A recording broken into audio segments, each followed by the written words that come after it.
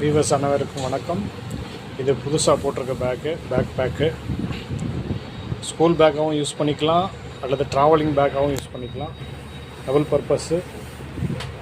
கீழே ஒரு pouch packet, சென்டரில் ஒரு நார்மல் பாக்கெட்டு, அது போக மேலே வந்து 2 கம்பார்ட்மெண்ட். மெயின் கம்பார்ட்மெண்ட்லேயே 1, மெயின் கம்பார்ட்மெண்ட்லேயே 2 கம்பார்ட்மெண்ட் இருக்குது.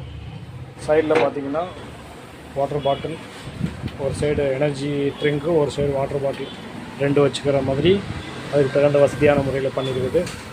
இந்த இது வந்து நாங்களே மெட்டீரியல் வாங்கி தரமான முறையில் தச்சு கொடுக்குறோம்.